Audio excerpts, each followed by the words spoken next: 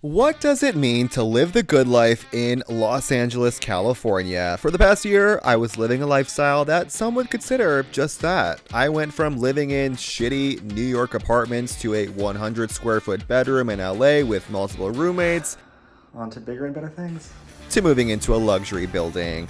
And at first, it was great. I had the pool, a hot tub, a second floor loft, an in-unit washer and dryer. And so, when I received my renewal letter from my landlord, I was ready for year 2. Wow, how nice of him that he wants me to stay here for a second year. Warm regards for living in my beautiful building. Rent will be increasing $250 a month. Have a good day. What the f***?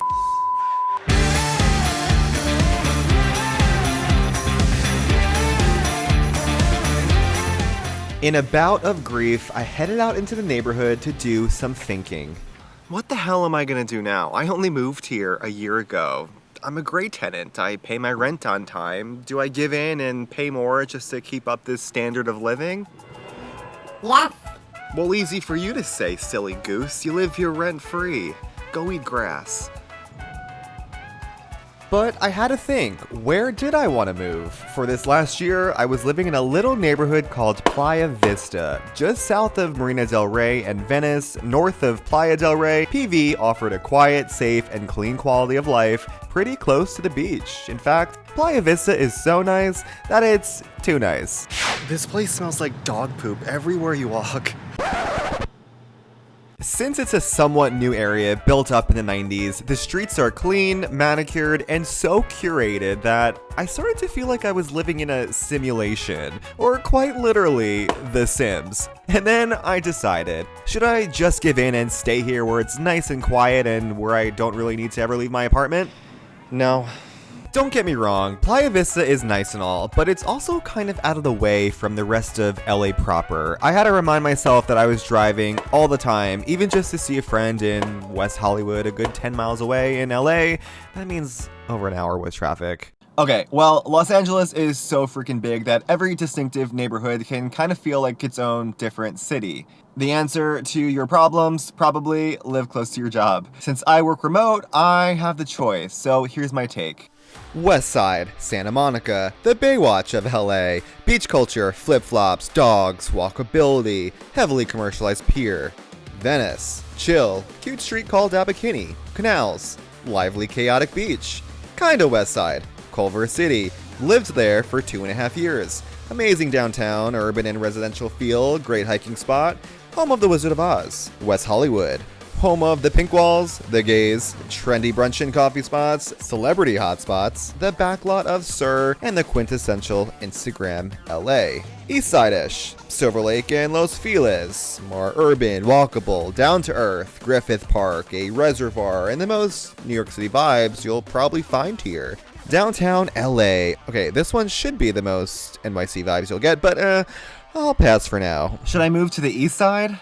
The problem with living in those more popular east side-ish neighborhoods is that you're still really far from everything else, including the beach, and I can't really imagine my own LA experience without being by the ocean. So, Santa Monica? The problem with Santa Monica is that it's also still kinda secluded, and leaving Santa Monica, especially during rush hour, is hell on earth. What about Beverly Hills? That's certainly the good life. And then you get to Beverly Hills, pass by the sign full of tourists, view the mansions with picture-perfect palm tree-lined streets, the nice cars, and see Rodeo Drive for what it really is, a consumeristic nightmare, and then realize, I'm trying to save money here, I'm not clueless. Ugh, as if. But it did get me thinking in that classic LA movie, Cher's dad notably mentions, everywhere in LA takes 20 minutes.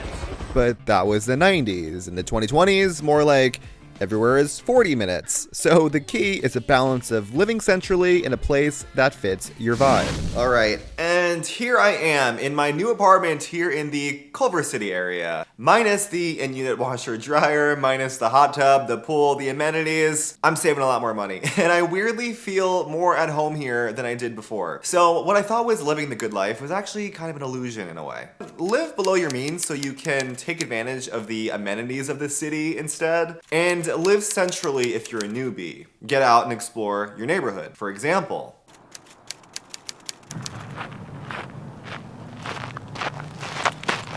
I have everything I need here. There are so many free activities. Here in Culver City, I don't have to drive all the way to Hollywood to go hiking. I can come to this local trail called the Baldwin Hills Scenic Overlook, or as some may call it, the Culver City Stairs.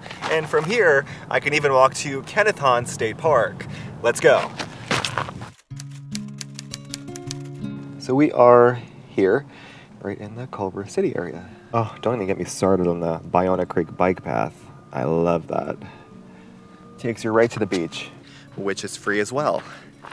Ow. Okay, kind of going off script here, but guys, it is so freaking beautiful out today. It is December, which basically means it's like winter, and even though it gets dark at 4 o'clock, I'll take this over anything else. I also want a dog really bad, but and these are the moments in Los Angeles that I love the most, because the roads are always so chaotic and busy, but the hiking trails here are kind of empty and really peaceful. I gotta start getting out more again. And this bridge, apparently called Mark Ridley Thomas Bridge, will take you all the way to the Kenneth Hahn State Park recreation area. I kind of love walking above traffic here. It makes you feel so powerful. Okay, let's chat. LA can make it really difficult to never want to leave your apartment. But if you never do, why really live in Southern California, the best region in the country? My old luxury building tried to give me every reason not to leave, and it somewhat worked, but you never really know how much better your mood and mental health is just by going out to explore your local area and the city, as long as you avoid, drum roll please, rush hour traffic from probably 7 to 11 and 3 to 7 p.m. So basically the whole day. The roads here are abysmal. Like, expect to sit in your car for 10 to 20 minutes per mile. It's like hell on earth. It makes me want to set myself on fire. I don't want to do that, no. But when you don't want to off yourself in traffic, there is so much culture here in this enormous city and county to really get to know. Because LA is not just the West LA you see on TV. There's Little Ethiopia, there's Koreatown, Little Tokyo, downtown LA. Basically, there are cuisines beyond Erewhon. It's actually a secret city in the sense that a lot of the embedded culture is hidden away. But if you seek to understand rather than judge, you're gonna discover a lot. That sounded very philosophical. As long as you avoid influencer culture.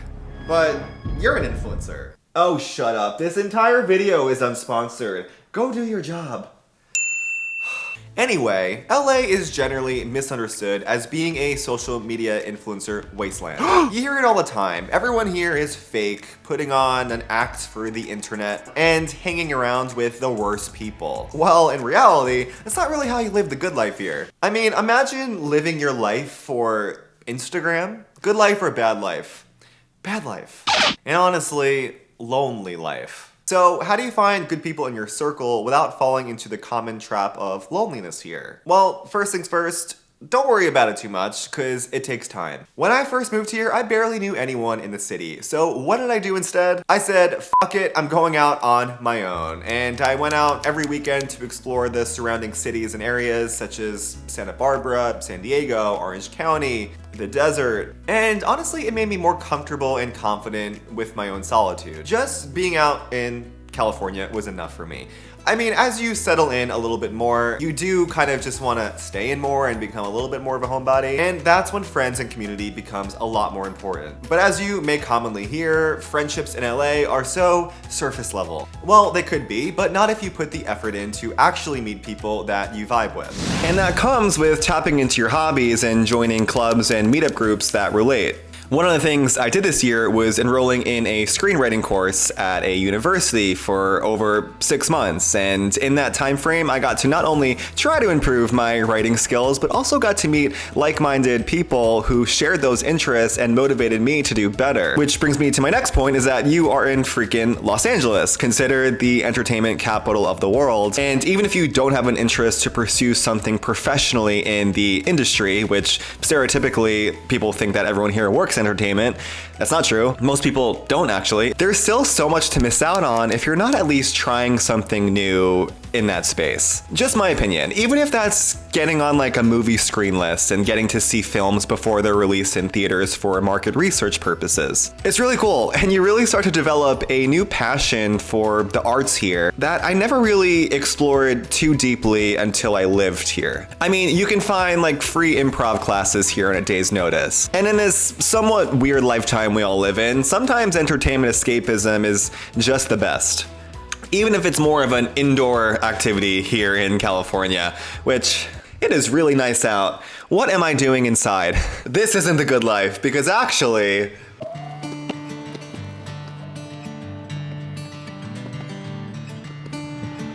you know what? All I really want is to own a beach house here in Manhattan Beach. Now that would be the good life. Until then, you know what? I'm still living the good life. So there you have it for now. If you want to live in LA and are excited to live here, you will find a way to love it. And that goes for any city. The good life here isn't about luxury and materialism. It's just finding real deep ways to keep yourself moving and excited for whatever tomorrow brings. So get out of your apartment for a bit and start searching for it. Thanks for watching. I'll see you next time.